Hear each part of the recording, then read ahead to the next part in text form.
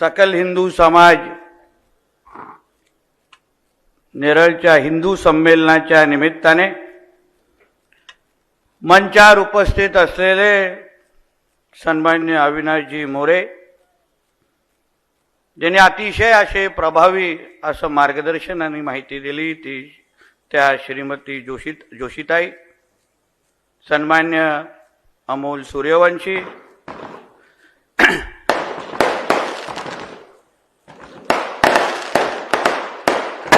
सन्मान्य कुमार जाधव,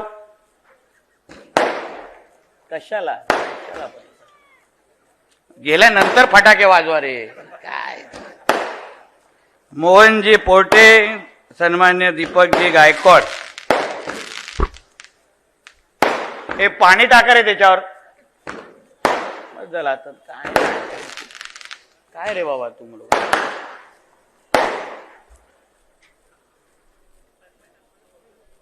नेरळच्या या हिंदू संमेलनाच्या निमित्ताने मी माझे विचार मांडण्यासाठी आपल्या समोर इथे उपस्थित आहे. या निमित्ताने अतिशय ताकदीने उपस्थित असलेले सर्वच आमचे हिंदू माता भगिनींनो आणि माझे सर्व तरुण मित्रांनो, सर्वात प्रथम माझ्या अगोदरच्या दोन्ही वक्त्यांसाठी आपण सगळ्या जणांनी जोरदार अशा टाळ्या मारल्या पाहिजे.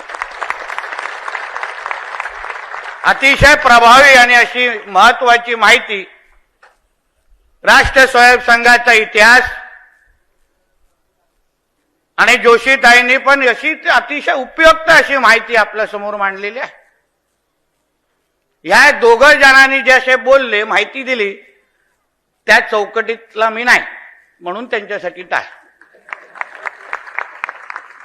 नाहीतर तुम्हाला माझ्याकडून अशा पंचतत्व किंवा अशा गोष्टीचे काय अपेक्षा असेल तर चारी बाजूनी रस्ते आहेत, कधी जाऊ शकता, काही हरकत नाही. आपल्याला विशिष्ट अशा कामासाठी बोलवलेलं आहे.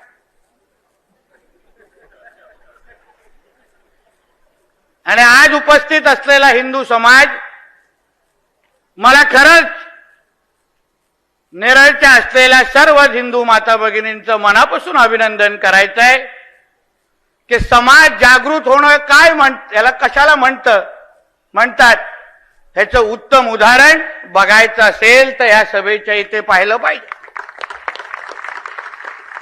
एवढी हिंदूंची ताकद असताना,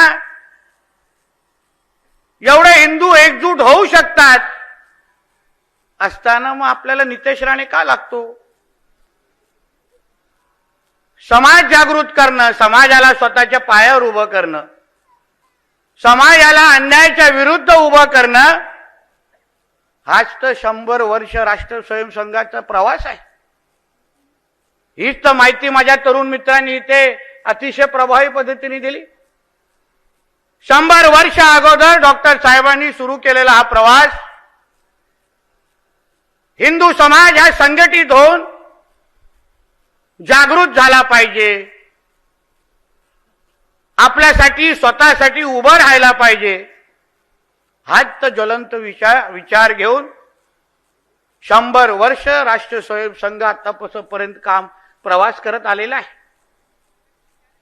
त्याबद्दल आपल्या हिंदू समाजाला माहिती देणं, जागृत करणं, यासाठी देशाच्या कानोकोपऱ्यात, महाराष्ट्राच्या कानोकोपऱ्यात अशा पद्धतीचे हिंदू संमेलन आयोजित केलेले आहे. पण आज नेरळला हे हिंदू संमेलन घेणं याचं वेगळं महत्व आहे.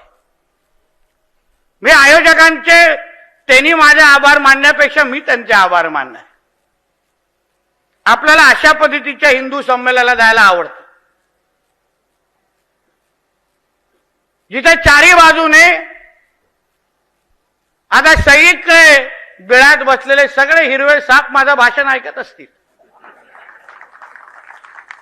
सगळ्या मस्जिदींचे बोंगे बंद करून मोबाईल ऑन ठेवले असतील. ये क्या बोल रहा है, हमारे नौमानी का कितना कपड़ा उतार रहा है, ऐकत असतील. शेवटी हे हिंदू राष्ट्र आहे, हिंदू राष्ट्र. काही पत्रकार मित्र मला विचारतात नितेशजी हिंदू राष्ट्र कधी बनणार? मला कधी बनणार? ज्या देशामध्ये, ज्या राष्ट्रामध्ये 90% हिंदू राहत असतील तर तो हिंदू राष्ट्रच आहे हे पहिलं सर्वच स्वीकारलं पाहिजे. हिंदूच राष्ट्र आहे, पहिलं हे स्वीकारायला शिका. आपल्या देशामध्ये सर्व धर्म समभाव नाहीत.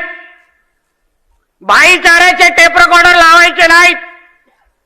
गंगा जमुना त्याजी वाजवायचे ते जाऊन पाकिस्तानमध्ये वाजवा, आमच्या हिंदू राष्ट्रामध्ये वाजवायचे नाही. आमच्या या हिंदू राष्ट्रामध्ये पहिलं हिंदूंचं हित बघितलं जाणार, मगच बाकी सगळ्यांना मोजलं जाणार. आपली सरळ स्पष्ट भूमिका आहे. त्याच्यामध्ये इकडे तिकडे काहीच विचार करण्याची गरज नाही. का हिंदू संमेलन घेण्याच्या वेळी आमच्या पोलीस डिपार्टमेंटला चिंता वाटते? ते 2.5 लाख 3 लाख सगळे गोल टोपी दाढीवाले जमतात तेव्हा भीती नाही वाटत? चिंता नाही वाटत? आम्ही शेवटी हिंदू संमेलन काय घेतोय? राष्ट्र स्वयंसंघ, राष्ट्र निर्माण ते व्यक्ती निर्माणचा प्रवास हा प्रत्येक व्यक्तीकडे गेला पाहिजे, समजला पाहिजे. हा राष्ट्र आमच्यासाठी प्रथम आहे आणि हा राष्ट्राच्या पेक्षा आमच्यासाठी कोणीही मोठं नाही, ही भूमिका आपल्या सगळ्या जणांची असली पाहिजे. आणि जे जे या राष्ट्राच्या विरोधात येतील, जे जे आमच्या भगवाच्या विरोधात येतील, जे जे आमच्या तिरंग्याच्या विरोधात येतील, जे जे आमच्या बरोबर वंदे मातरम आणि जय भारत माता की जय म्हणणार नाहीत, त्यांना काय आम्ही ह्या राष्ट्रामध्ये ठेवणार नाही, एवढी आमची स्पष्ट भूमिका आहे. त्यांना आमच्या राष्ट्रामध्ये राहण्याचे काहीच अधिकार नाही. हा शेवटी आमच्या राष्ट्रामध्ये आम्ही हिंदूंचं हित बघणार नाही, हिंदूंना सुरक्षित ठेवणार नाही, तर मग यांच्या पाकिस्तान मधल्या अब्बार ते इकडे ठेवणार का? हे काय पाकिस्तान आणि इस्लामाबाद नाहीये? पाहिजे ती मस्ती करत बसायची इथे आणि आम्ही गप्प बसायचं? नेरळला ज्या काही गोष्टी मला आमच्या विश्व हिंदू परिषदचे अविनाश मोरे बोलत होते, पहिलं ना तुम्ही मला हे मंत्री मंत्री करू नका, हे सगळं टेम्पररी आहे, आपण परमनंट हिंदू आहे, एक लक्षात घ्या. मी काय कुठला मंत्री आणि आमदार म्हणून आलेलो नाही तुमच्याकडे, एक हिंदू म्हणून तुमच्याशी बोलायला आणि ताकद देण्यासाठी इथे आलो, एक लक्षात घ्या. हे मंत्रीपद काय आहेत तेवढे दिवस, पण माझ्या जन्म आणि मृत्यू पत्रिकेवर नितेश राणे हा एक हिंदू होता, ही माझी खरी ओळख असणार, एक लक्षात घ्या. आणि तीच माझ्यासाठी महत्वाची. आणि त्या हिंदू ज्या ओळख ही जोपासणं, मजबूत करणं हेच तर माझ्यासारख्या हिंदूचं काम आहे. काय गरज आहे ते घाबरून राहण्याची? काय करणार हे नेमकं हिरवे साहेब? कुठल्या वेळेतून निघणार? शेवटी हिंदू समाज, हिंदू सनातन हिंदू धर्म, आपला इतिहास समजून घ्या. वर्षानुवर्ष पिढ्यानपिढी चालू असलेला हा हिंदू समाज धर्माचा प्रवास, यांचे बाकीचे धर्म तर नंतर आले हो. आमच्याकडून टप्प्याटप्प्याने नंतर हे लोकांना धर्मांतरणी करायला लागले. सर्वात पहिलं सनातन हिंदू धर्म हाच तो प्रवास सुरू होता. मुळात कोणीही जे आज या भूमीमध्ये आहे तो सर्वात पहिलं हिंदू होता, ही मूळ विषय तुम्ही लोकांनी समजला पाहिजे. आणि मग हे लोक टप्प्याटप्प्याने आपण प्रवास करत गेलो. छत्रपती शिवाजी महाराज, छत्रपती संभाजी महाराज यांनी हिंदवी स्वराज्याची स्थापना केली. हिंदवी स्वराज, हिंदवी स्वराज म्हणजे काय? हिंदूंचं स्वराज. हिंदू समाज त्या मुघलांच्या आक्रमणाच्या विरोधात, इस्लामिक आक्रमणाच्या विरोधात आमच्या छत्रपती शिवाजी महाराजांनी, ज्या मुघलांनी, ज्या इस्लामिक राज्यकर्त्यांनी आमची मंदिरं तोडली, आमचा धर्म नष्ट करण्यासाठी प्रयत्न केला, आमच्या माता भगिनींची आबरू लुटली, त्या विरुद्ध आमचे छत्रपती शिवाजी महाराज उठले आणि त्यांनी हिंदवी स्वराज्याची स्थापना केली.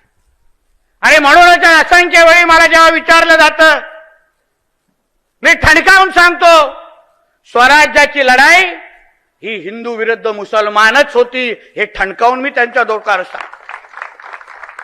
तोडत होते आपली मंदिरं, धर्म नष्ट करायला प्रयत्न करत होते. ते औरंग्या काय, ते टिप्या काय, हे नालायक कशाला, हे काय काय करत होते, तुम्ही इतिहास वाचला असेल. त्यांना धर्म मिटवायचा होता आणि त्या विरुद्ध आमच्या छत्रपती शिवाजी महाराज उठले, उभे राहिले आणि हिंदवी स्वराज्याची स्थापना केली. छत्रपती संभाजी महाराजांचा पण तोच इतिहास. त्या औरंग्याने जेव्हा त्याला 40 दिवस त्यांची हाल अपेक्षा केली, अहो आज आपल्याला थोडं खर्चटलं, थोडं काहीतरी आमिष दाखवलं तरी आपण लगेच धर्मांतर करायला पळतो, लगेच आपण आपला धर्म तोडून टाकतो. पण संभाजी राजांनी 40 दिवस जे जे काय हाल अंगावर घेतले, त्यांची जीभ पासून, डोळे पासून, सगळं काय त्या लोकांनी नखापासून त्यांनी काढलं.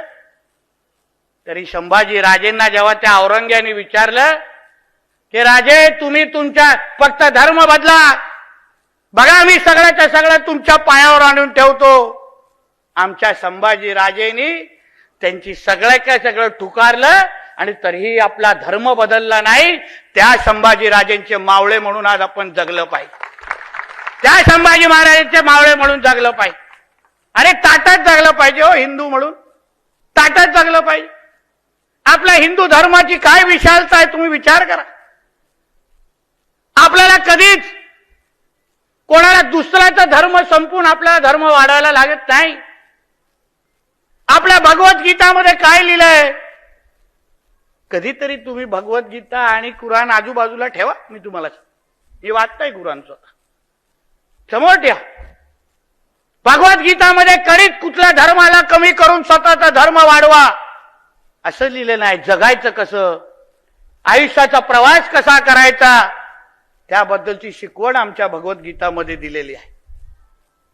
तशीच शिकवण काय कुराणमध्ये दिली आहे का?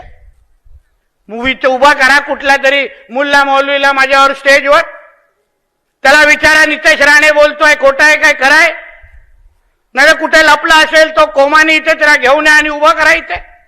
विचारा मी बोलतोय तर खोटा आहे का? दुसऱ्यांचा धर्म संपवून स्वतःचा धर्म वाढवा, हिंदूंना संपवा किंवा त्यांचा धर्मांतर करा, हे त्यांच्या धर्म पुस्तकामध्ये लिहिलेलं आहे. आपल्या धर्मामध्ये लिहिलेलं नाही. आपल्या धर्मामध्ये लिहिलेलं नाही. आपण प्रत्येकाला धर्माला सन्मान करायला शिकतो.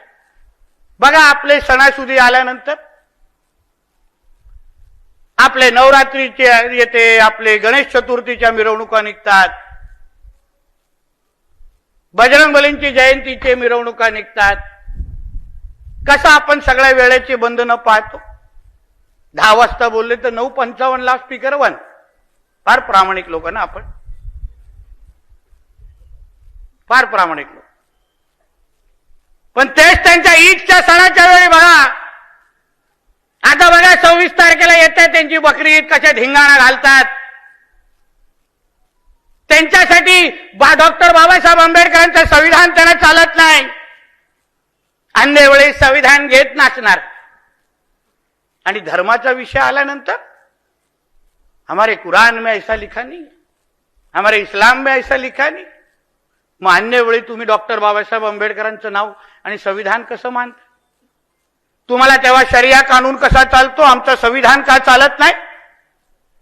अहो हेच विषय आपण सगळ्या जणांनी समजलं पाहिजे. आपले होळी आली, आपली दिवाळी आली तर लगेच आपल्यातले काही काटे सल्ले द्यायला पुढे येतात. तसं पण वीर सावरकरांनी सांगितलंय ना, हिंदूंना मुसलमानांची धोका नाही, हिंदूंना हिंदूंचीच धोका आहे. बरोबर ना? आपलेच नालायक असतात, आपलेच नालायक असतात. मोठे आमचे होळी आले, होळीचा सण आला, दिवाळी आलं तर पर्यावरणपूरक होळी मनवा, ड्राय होळी मनवा, फटाके वाजू नका. मग आता जी बकरी ईद येते आहे ना, त्यांना सांगा जरा व्हर्च्युअल बकरी करा, कापू नका बकरी. हा हिंमत तुमच्यामध्ये? कशाला प्राण्यांना त्रास देतात? कापा कम्प्युटरवर अशी चांगली बकरी दाखवा, हम बकरी काट रहे हैं असं दाखवा. ती सल्ले त्यांना काय देत नाहीत. हा हिंमत इकडच्या काही पर्यावरणवाल्यांना त्यांना ते सल्ले देण्याचे. सल्ले देऊन तरी बघा, वस्त्रे बघा कुठे कुठे फिरतात. हा धाक आणि हा दरारा हिंदू समाजाचा असला पाहिजे. ही भूमिका आपली असली पाहिजे. त्या लोकांकडे वाकड्या नजरेची बघण्याची हिंमत हिंदू राष्ट्रामध्ये कोणाची होत नाही. जरा बघा आपल्या पाकिस्तान बांगलादेशमध्ये आपल्या हिंदूंबरोबर काय अवस्था करतात. हिंदू बघितला तर जाळलं जातं, हिंदू बघितला तर मारलं जातं. कुठल्या हिंदूला पाकिस्तान किंवा कुठल्या इस्लामिक राष्ट्रामध्ये हिंमत आहे जय श्रीराम म्हणण्याचं, भगवा झेंडा लढवण्याची हिंमत आहे? इथे हे लोक मोठे मोठे कार्यक्रम घेतात, त्यांचे हिरवे झेंडे फडकवतात. अल्लाह अकबर, सर तन से जुदा. तुझ्या बापाचा पाकिस्तान आहे काय रे? या तुझा बापाचा पाकिस्तान आहे काय? सर तन से जुदा.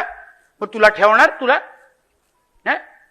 शुक्रवारी तुझा सिलेंडर वरती येणार नाही अशा जागी वस्त्र फिरू. मग हे हिंदू राष्ट्र आहे. ही हिंमत तुमच्यामध्ये असली पाहिजे. जे आमच्या तरुण मित्रांनी काय सांगितलं, अहो देशात आणि राज्यात आज एक हिंदुत्वादी विचाराचे मुख्यमंत्री आणि प्रधानमंत्री आहेत. कुठल्याही हिंदूंकडे कोणी वाकड्या नजरेने बघितलं ते हिरवे साप परत बिळात जाणार नाही. एवढी ताकद तुमच्या सगळ्यांमध्ये एक लक्षात घ्या. एवढी ताकद तुमच्या सगळ्यांमध्ये आहे. का घाबरायला पाहिजे? पोलीस डिपार्टमेंटचे आहेत, आहे माझं लक्ष तुमच्या सगळ्यांवर. उगाच आलेलो नाही, ते नावं घेऊन जातोय. आता एवढी यांनी सांगून टाकलं, आमचा माझा राम मंत्रालयामध्ये बसला आणि मी त्याचा हनुमान आहे, समजून घ्या. कोणीही इकडे मी गेल्यानंतर माझ्या कुठल्याही हिंदुत्वादी कार्यकर्त्याकडे वाकड्या नजरेने कोणीही डिपार्टमेंटमध्ये बघितलं बिर्याणी खाण्याच्या नावाने, तर गाठ नितेश राणेची एक लक्षात ठेवा. गाठ नितेश राणेची. आम्ही जे आज जे मंत्रालयामध्ये बसलोय ना, मंत्री म्हणून जे बसलोय, ते अशा सारख्या हिंदुत्वादी कार्यकर्त्यांमध्ये मुळे बसतोय, एक लक्षात ठेवा. ह्यांनी दिवस रात्र एक केली, ह्यांनी जीवाची पर्वा केली नाही. ह्यांनी प्रत्येक हिंदू समाजाच्या व्यक्तीकडे जाऊन आमची मातृशक्ती असेल, आमचे हिंदुत्वादी कार्यकर्ते असतील, त्या प्रत्येकाने आपली जीवाची पर्वा न करता ह्या राज्यामध्ये एक हिंदुत्वादी विचाराचं सरकार निवडून आणलं आणि आम्हाला हिंदुत्वादी विचाराचा मुख्यमंत्री म्हणून आदरणीय देवेंद्र फडणवीस साहेबांना तिथे बसवलं. मग कसाही वाकड्या नजरेने बघायला देणार हिंदूंकडे? हो, कशा वाकड्या नजरेने बघायला? पोलीस खात्यातल्या काही अधिकाऱ्यांनी सगळे नाही वाईट हो, एक दोन असतात बिर्याणी आवडणारे. त्यांना वाटतं की कोण मदतीला येणार, नंतर हा खोमानी विमानी येणार. नोमानी, खोमानी पण नाही, जे नोमानी नावामध्ये नो आहे. सज्जाद नोमानी नाव घेणं तो पुरं, मला काय हरकत नाही. कुठे भेटत असेल तर विचारा चहासाठी. काय मस्ती हो? बघा हिंदू समाजाची विशालता. आमच्या समाजामध्ये त्या खरात सारखं प्रकरण घडलं. त्यांनी हिंदू समाजाच्या माता भगिनींचं आयुष्य खराब केलं. एकही हिंदू आला नाही त्याच्या बाजूने बोलण्यासाठी, कोणी त्याचं समर्थन केलं नाही. पण हिंदू समाज म्हणून आपण सगळ्या जणांनी भूमिका घेतली की अगर हिंदू माता भगिनीचं कोण आयुष्य खराब करत असेल आणि तो हिंदू पण असेल तर त्याला फाशीवर लटकवा. ही भूमिका हिंदू समाजाने खरातच्या प्रकरणात घेतली. खरातच्या प्रकरणात घेईल का ह्या नोमानी ह्या निमित्ताने असे विषय? तो काय वेगळा करतोय? खरात आणि नोमानीमध्ये काय फरक तुम्ही सांगा मला. आपल्यातला नालायक खरात, त्यांच्यातला नालायक नोमानी सेम आहे, साम्य आहे, काही फरक नाही. त्याची जी मदरसा जे इथे अनधिकृत उभी आहे, माझ्या रेडारवर आली आहे ती, आता बघू किती दिवस राहते. बघू, मी पण बघ. मी पहिल्या दिवसापासून बोलतोय हे जे मदरसा आहेत ना, हे आतंकवादीचे अड्डे आहेत. हे काही शिक्षण देत नाहीत त्यांना, तिथे काय शिक्षण देत नाही. जरा धाड मारली कधी आमच्या पोलिसांना पण सांगतो, करा जोरदार काम. हिंदुत्ववादी विचाराच्या सरकार असताना करा, धाड मारा अशा मदरसांमध्ये. नाही तुम्हाला मेडल मिळवलं ना तर नावाचं नितेश राणे नाही, लक्षात घ्या.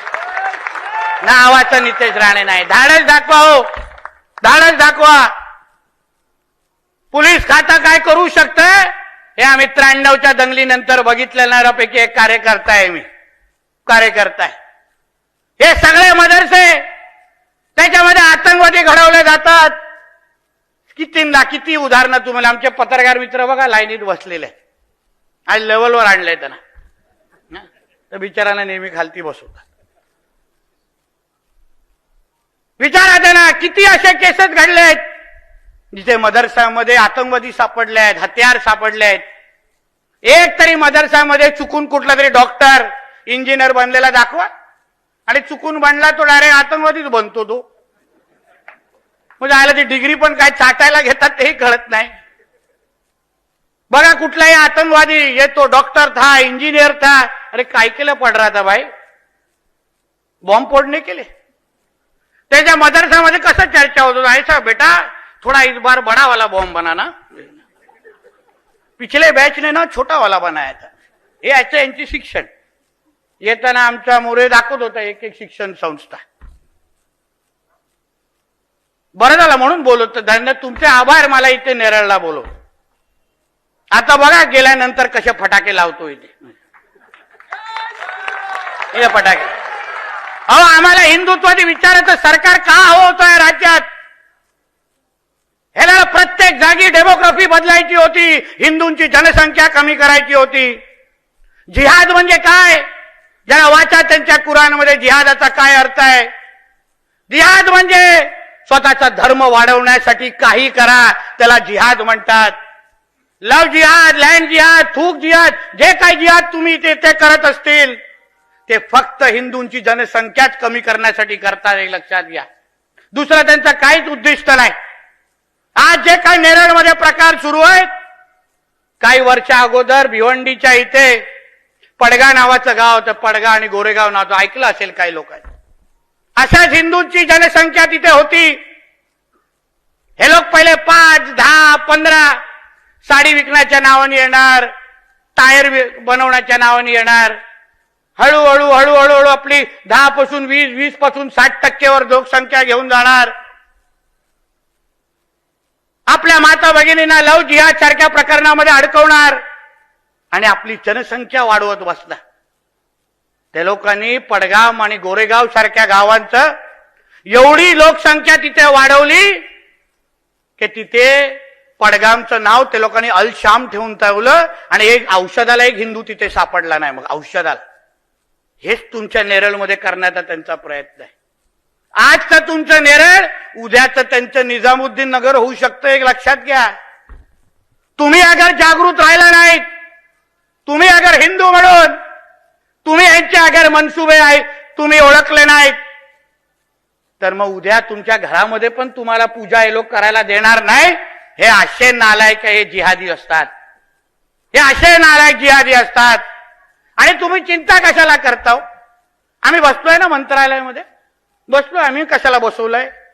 मी आहे मत्स्य आणि बंदर खात्याचा मंत्री, पण अजून एक खातं दिलेलं आहे मला, हिरवे सापांचं संगोपन करण्याचं खातं आहे. म्हणजे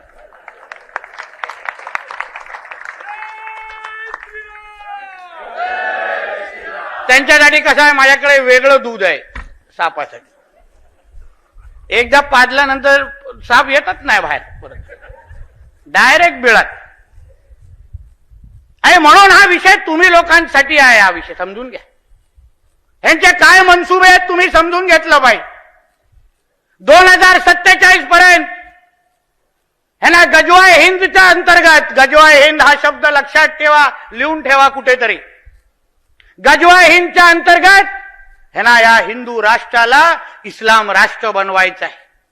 जेव्हा PFI आणि सिमीचे काही कार्यकर्ते काही वर्ष अगोदर आमच्या NIA अटक केले तेव्हा त्यांनीच अधिकृत पद्धतीने पोलिसांना सांगितलं कि हमको तो 2047 तक हमको इसको इस्लाम राष्ट्र बनाना है, इसलिए हमको गजवा हिंद करना है। आणि म्हणून प्रत्येक गोष्टीवर हे लोक जिहाद करतात, प्रत्येक गोष्टीवर हिंदूंची जनसंख्या कमी कशी करायची ह्याचा एक कलमी कार्यक्रम यांचा असतो। आणि म्हणून तुम्हाला एक सांगतो हिंदू म्हणून, तुम्ही आजच्या सरकार बघा, तुमच्या आज बघा, काही दिवसा अगोदर आपल्या सरकारने धर्म स्वतंत्र कायदा काढला की नाही? लव जिहादच्या साठी तो कायदा आहे।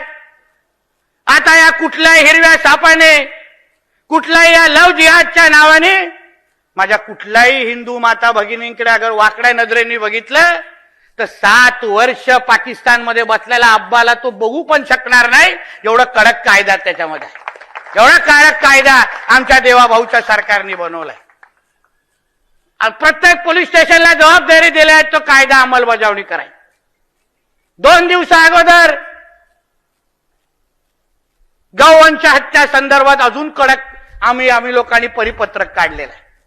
प्रत्येक पोलीस स्टेशनकडे आलं, पोलिसांनी थोडा आमच्या भगवादारांकडे लक्ष दिल्यापेक्षा थोडं GR वाचा, GRची अंमलबजावणीवर लक्ष द्या, आपल्यासाठी चांगलं आहे, चांगल्या जागी पोस्टिंग मिळेल, आहे की नाही? त्याच्यावर लक्ष द्यायचं। 2-3 त्यांचे कार्यक्रम करायचे, मग आमच्या अभिनंदनाचे फोन येणार, चांगले येणार की बाबा चांगलं काम केलं। आमच्या गौमाताला सुरक्षित ठेवणारा जो पोलीस अधिकारी असेल त्याला ना नरेंद्र मोदी साहेब आणि देवेंद्रजी फडणवीस कडून अगर मी सत्कार करावला ना तर नावाचं नितेश राणे नाही, मी सांगून नोंद करून ठेवा, कुठे व्हिडिओ काढून ठेवा, सांगतो तुम्हाला। हिम्मत दाखवा थोडी, हे आपले होणार नाहीत कधी। आता बघा त्या गरीब नगरमध्ये अनधिकृत त्या जमिनीवर रेल्वेची, आमची जमीन होती रेल्वेची, वर्षानुवर्ष 1 के ऊपर 2, 2 के ऊपर 3, म्हणजे सगळे चढवतच चाललेले एक दुसरं। ते जेव्हा तिथे अनधिकृत जेव्हा त्यांची घरं आणि मस्जिद तोडण्यासाठी जेव्हा बुलडोजर चालली तेव्हा किती पोलीस जखमी झाले ही जरा माहिती घ्या। तेव्हा क्यों नाही, का नाही पोलीस इन्स्पेक्टर आठवणीत आले, का नाही आमचे पोलीस माता भगिनी आठवणीत आल्या, पोलिसांवर दगड का मारल्या? तेव्हा आपला धर्म महत्वाचा होता ना, म्हणून ही भूमिका तुम्ही लोकांनी समजून घेतली पाहिजे, पोलिसांनी बांधून टाकलं पाहिजे। जेव्हा जेव्हा दंगली झालेल्या आहेत तेव्हा तेव्हा हे लोकांनी पोलिसांवर सर्वात जास्त हल्ले केलेले आहेत, ह्याची कुठेतरी तुम्ही डायरीमध्ये नोंद करा आणि आपल्या दांड्याला ऑइलिंग करून ठेवा, योग्य जागी वापरा। ह्याच त्या गोष्टी समजल्या पाहिजे आपण लोकांनी, आपले कोण ते लोक कोण। आपण आपल्या हिंदू राष्ट्रामध्ये हिंदुत्वादी विचाराचे सरकार असताना आपण अगर आपल्या हिंदूंच्या बाजूने अगर उभं राहिलो नाही, हिंदू म्हणून अगर आपली ताकद दाखवली नाही तर मग केव्हा दाखवणार? कत्तलखाने सुरू आहेत, गौहत्या होतात, इथे काही हिंदूंना घरं विकण्यामध्ये प्रवृत्त केलं जातं, एवढी हिंमत? आमच्या मोरेला सूर्यवंशीला सांगतो, अरे एकदा कशाला, महिन्यातून एकदा माझा दौरा लावा, बघतो मी पण, बघतो पण, आम्हाला पण बघायचे किसमें कितना है दम, तेरा नोमानी रहता है कि नितेश राणे रहता है, हमको भी देखने का, फिर हमको भी देखने। आम्ही कोणाच्या विरुद्ध येत नाही, आम्ही कोणाच्या धर्माच्या आडवं कधी देत नाही, पण अगर आमच्या आडवं कोण आलं ना आम्ही त्याला परत घरी जायला देत नाही, हे पण तुम्ही लक्षात ठेवा, परत घरी जायला देत नाही। शेवटी आमच्या अस्मितेचा विषय आहे, आमचा राष्ट्र आहे, आम्ही आमच्या लोकांना संरक्षण देणार नाही तर मग कोणाला देणार? म्हणून तुम्ही हिंदू म्हणून तुम्ही ह्या गोष्टीचं लक्षात ठेवून तुम्ही इथे वावरलं पाहिजे। सरकार म्हणून पूर्ण ताकदीने आम्ही तुमच्या बरोबर उभे आहोत हे सांगण्यासाठी मी आलेलो आहे। कुठलाही अधिकारी कुठलाही डिपार्टमेंट असेल फक्त मला फोन करा ना तुम्ही, आम्ही आहोत तिथे बसलेलो, आहोत तिथे, मग बघतो आम्ही तिकडे काय होत। अहो राजरोज पद्धतीने तडीपार गोचे गुंड्यांचे अटक होत नाही, वेळेत अटक होत नाही, आमच्या लोकांवर खोट्या केसेस टाकले जातात, या सगळ्या गोष्टीची नोंद घेतली आहे हे सांगून मी इथून जातो, एक लक्षात घ्या. आणि म्हणून या हिंदू संमेलनाच्या निमित्ताने आज हिंदू म्हणून जे तुम्ही आज जे एकत्र आलात, या टोकापासून त्या टोकापासून ते त्या टोकापर्यंत प्रत्येक हिंदूला मी सांगतो, आजपासून हिंदू म्हणून गर्व से करो हम हिंदू है असं म्हणून उद्यापासून या नेरळला जगण्याला शिका. कशाची भीती बाळगू नका. आम्हालाही बघायचंय की ज्या लोकांच्या आशीर्वादामुळे नितेश राणे आज मंत्री झालाय, आमदार झालाय, त्या हिंदूवर कोण वाकड्या नजरेने बघतो हे मलाही बघायचं आहे. आणि मी थाकीठोक पद्धतीने सांगतो, छातीठोक, मी आमदार झालोय ना फक्त हिंदूंच्या मतांवर झालोय, फक्त हिंदूंच्या मतांवर. मी कुठल्याच मोहल्ल्यांमध्ये गेलो नाही मत मागण्यासाठी. कुठं मोहल्ल्यांमध्ये गेलो नाही म्हणून माझं मतदान वाढलंय. हो, विचार करा. 2014ला 26,000 निवडून आलं, 2019ला 29,000 निवडून आलं. आणि मग ह्यांची चिरफाड करायला लागलो. बघा आज 58,000 निवडून आलेला तुमचा आमदार, 58,000. छाती ठोक पद्धतीने मतदानाच्या दिवशी माझे व्हिडिओ बघा, हेच भगवा घालून मी मतदान मागवत होतो आणि मला छाती ठोक पद्धतीने हिंदूंनी मतदान केलं. म्हणून इकडचे काही लोकप्रतिनिधी असतील, ओले लाचार होऊ नका. हो, हे लोक आहेत ना आपली काळजी घेण्यासाठी, काय चिंता करतात. आपल्याला आमदार खासदार हिंदूंच्या मतावर ज्या दिवशी बनाल ना, तुम्हाला झोप पण चांगली लागेल, झोप पण चांगली लागेल. नाही तर उगाच त्या मस्जिदीमध्ये सलाम करायला जायला लागेल रोज शुक्रवारी, उगाच.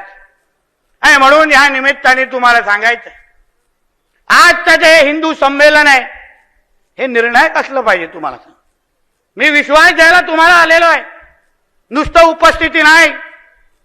आमच्या सगळ्या हिंदुत्वादी विचाराच्या कार्यकर्त्यांचा आधार म्हणून मी इथे आलेलो आहे, ताकद देण्यासाठी आलो. यापुढे कुठलाही हिंदूकडे या हिरव्या सापाने अगर वाकड्या नजरेने बघितलं तर पोलिसांच्या उपस्थितीत सांगतोय, परत शुक्रवारी परत जाणार नाहीत. एवढी काळजी नितेश राणे नक्की घेईल एवढं सांगून जातोय. आम्हाला ह्या कायदा आणि सुव्यवस्था इथे राखायची आहे या राज्यामध्ये.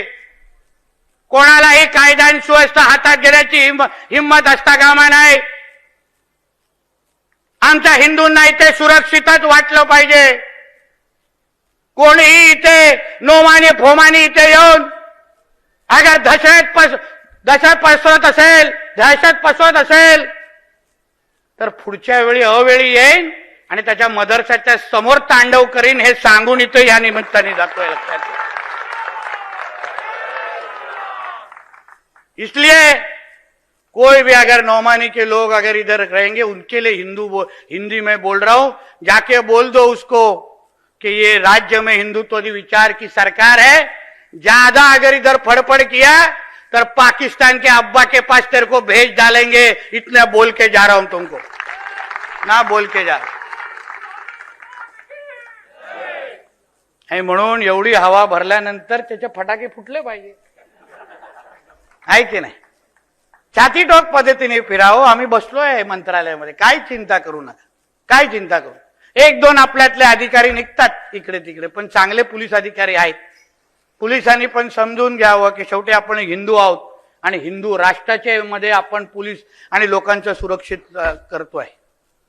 तुम्ही जेव्हा प्रामाणिक पद्धतीने, आज मी पण मंत्री आहे, मी पण आमदार आहे, पण जसं अगोदर बोललो, हिंदू आहे हे कधी न विसरता मी माझं कर्तव्य पार पाडतोय. आणि म्हणून या निमित्ताने आपल्याला सगळ्या जणांना सांगित, तुम्ही आज जे काय ताकदीने इथे आलेलात, मी तुम्हाला मनापासून मी आभार मानणार आहे.